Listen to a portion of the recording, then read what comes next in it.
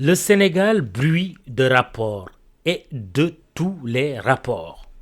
Rapport de la Cour des comptes sur la gestion du fonds Force Covid, rapport de l'Inspection générale d'État sur la gestion du Conseil économique, social et environnemental sous la présidence d'Aminata Touré, rapport entre l'État et le journaliste Pape Alé Niang, qu'il faut, soit dit en passant, libérer en raison de son état de santé, surtout après ses engagements écrits de se conformer aux contraintes liées à son contrôle judiciaire.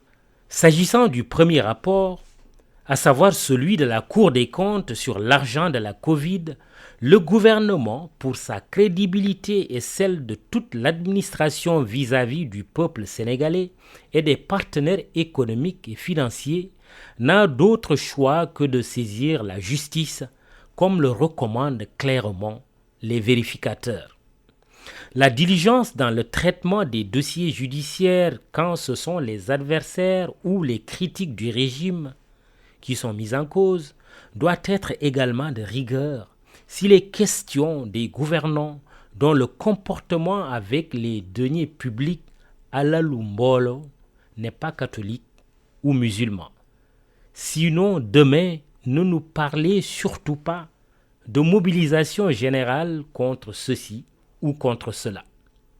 De la même manière, la ligne de défense de Mimi Touré suite à l'audit de l'IGE sur sa gestion du 16 n'est pas des plus solides. Tous doivent se mettre en rang à l'école et se soumettre à l'exercice de la bonne gouvernance. Rapport. Il y a un rapport dont on ne parle pas, du moins pas assez. Il s'agit du rapport du groupe d'action financière sur le blanchiment d'argent et le financement du terrorisme. En effet, il y a quelques mois, le GAFI a cité le Sénégal parmi les pays placés sous surveillance pour leur manquement dans la lutte contre le blanchiment de capitaux et le financement du terrorisme. Aux côtés du Maroc, du Burkina Faso et des îles Caïmans, notre pays figure désormais sur la liste grise des pays présentant des déficiences stratégiques dans les domaines visés par le GAFI.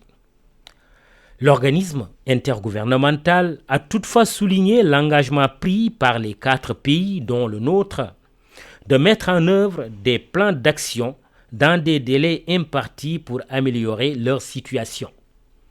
Ce classement du Sénégal ne doit surprendre personne. Ces immeubles à coups de milliards qui poussent comme des champignons à Dakar sans que cela ne corresponde à aucune réalité économique. Ces saisies records de drogue, y compris de drogue dure, d'une valeur de plusieurs dizaines, voire centaines de milliards de francs CFA.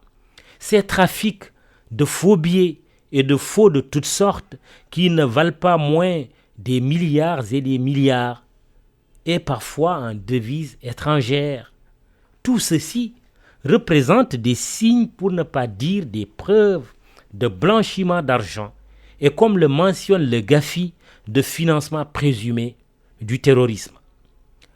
Apparemment pris au sérieux par Dakar, le rapport du groupe d'action financière a été abordé en Conseil des ministres du jeudi 22 décembre 2022. Le communiqué publié à l'issue de la réunion gouvernementale, quoique laconique, est suffisamment parlant.